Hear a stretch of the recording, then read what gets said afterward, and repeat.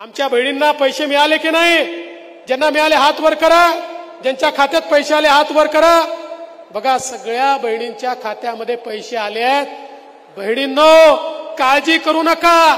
ज्यांच्या आले नाहीत त्यांच्याही खात्यात आता पैसे येणार आहेत आणि पुढचे 5 वर्ष सातत्याने येणार आहेत. कारण आम्हाला माहिती आहे तुमच्या आशीर्वादाने पुन्हा एकदा आपलं सरकार येणार आहे. महिलांना 1500 रुपये दिले तर यांच्या इतकं पोटात दुखतंय.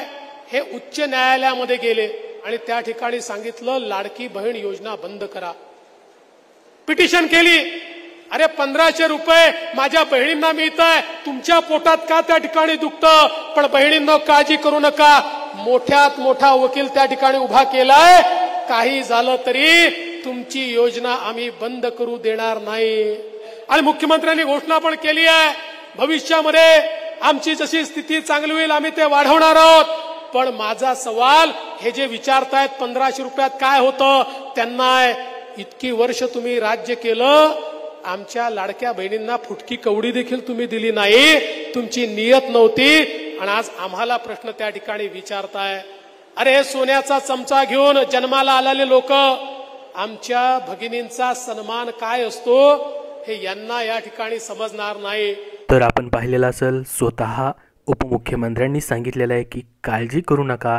राहिलेल्या लाडक्या बहिणींचा जो पैसे आहेत, जो लाभ आहे, लवकरच जमा केला जाणार आहे. आम्ही लवकरच ते पैसे या ठिकाणी जमा करणार आहोत.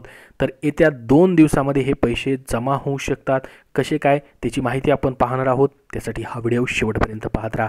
तर बघा, आपल्याला माहीत असेल आता 14 तारखेला 14 सप्टेंबरला सोलापूर या ठिकाणी लाडक्या बहिणींना कार्यक्रम जो आहे तो आयोजित करण्यात आलेला आहे.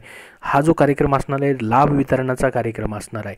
हा कार्यक्रम जो असणार आहे वचनपूर्ती कार्यक्रम असणार आहे. आपल्याला माहीत असेल आतापर्यंत 2 वचनपूर्तीचे कार्यक्रम झालेत. एक पुण्यामध्ये झाला आहे आणि दुसरा नागपूर या ठिकाणी झाला आहे. आता वचनपूर्ती कार्यक्रम सुरू होण्याच्या अगोदर बघा, आता 14 तारखेला कार्यक्रम आहे. आज या ठिकाणी 12 तारीख आहे.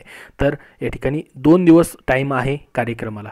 2 दिवस जो कार्यक्रम टाईम आहे, तर तुम्हाला 2 दिवसामध्ये म्हणजे 14 तारखेला पैसे दिवसभर येऊ शकतात. दिवसभरामध्ये कधीही पैसे तुमचे येण्यास सुरुवात होऊ शकते. कार्यक्रमाच्या दिवशी देखील पैसे तुम्हाला येऊ शकतात किंवा कार्यक्रमाच्या 1 दिवस अगोदर देखील खात्यामध्ये पैसे येऊ शकतात. कारण की हा जो कार्यक्रम या ठिकाणी सोलापुरातील होम मैदानावर होणार आहे, त्या दिवशी या ठिकाणी लाडक्या बहिणींना त्या ठिकाणी आमंत्रित केलं जाणार आहे.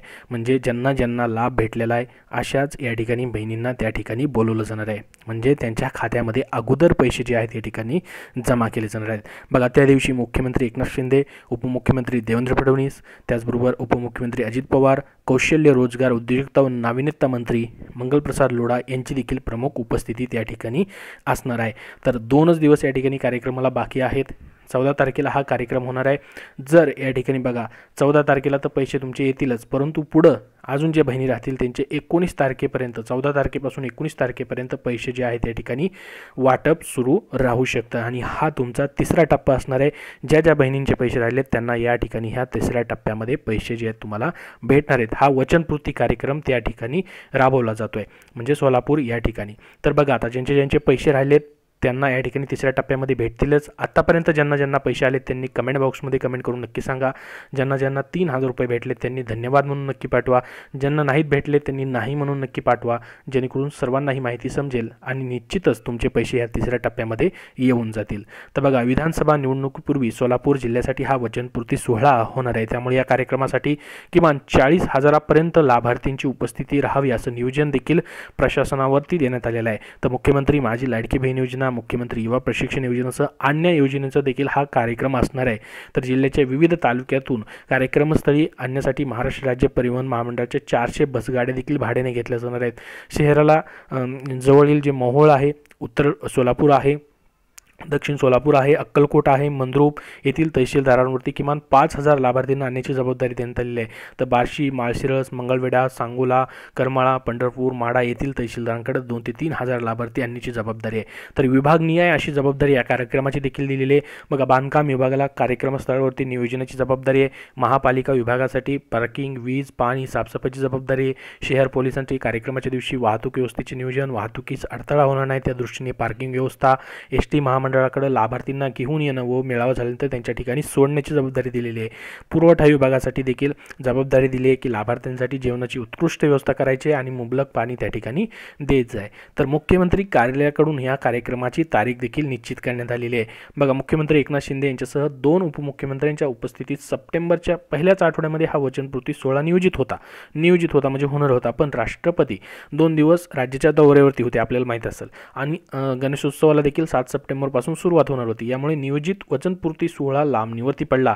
नाही तर तुम्हाला सप्टेंबरच्या पहिल्या आठवड्यामध्येच हा कार्यक्रम झाला असता आणि 3ऱ्या हप्त्याचं वाटप झालं असतं. राहिलेल्या बहिणींना आत्तापर्यंत एकही हप्ता ज्यांना भेटलेला नाही, बघा बऱ्याच जणांना 3,000 रुपये भेटले, ते खुश आहेत, परंतु ज्यांनी जुलै ऑगस्टमध्ये फॉर्म भरला त्यांना अजून एकही हप्ता भेटलेला नाही. काही जणांसाठी ते अजूनही वाट पाहत आहेत. तर त्यांच्यासाठी या ठिकाणी हा कार्यक्रम महत्त्वाचा असणार आहे. या कार्यक्रमामध्ये म्हणजे 14 तारखेला पैसे भेटू शकतात किंवा 14 तारखेनंतर 19 सप्टेंबरपर्यंत तुमचे पैसे कधीही येऊ शकतात राहिलेल्या बहिणींचे. आणि ज्यांना 3,000 रुपये भेटलेत त्यांचा देखील 3रा हप्ता म्हणजे 1,500 रुपये सप्टेंबर महिन्याचे तेही त्यांना जमा होतील. तर बघा, कार्यक्रमामध्ये या ठिकाणी मुख्यमंत्री कार्यालयाकडून जिल्हा प्रशासनाला पत्र जे आहे प्राप्त झालं असून त्यावरती तो कार्यक्रम 14 सप्टेंबर रोजी होम मैदानावरती होणार असल्याचं या ठिकाणी सांगितलेलं आहे. कार्यक्रमाची जी पुढची रूपरेषा आहे ती लवकरच निश्चित केली जाणार आहे.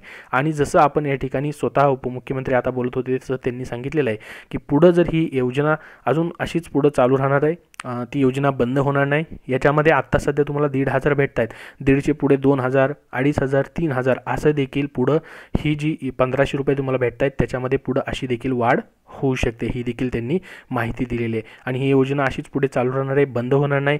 कोर्टामध्ये देखील आपल्या बाजूनेच, लाडक्या बहिणींच्या बाजूनेच निकाल लागलेला आहे असं त्यांनी सांगितलेलं आहे. ही योजना जी आहे पुढं चालूच राहील असं देखील सांगितलेलं आहे. तर आता याच्यावरती अजून पुढचं जे काय अपडेट येईल तसं वेळोवेळी तुमच्यापर्यंत शेअर केलं जाईल. सध्या या व्हिडिओमध्ये एवढीच महत्त्वाची माहिती होती.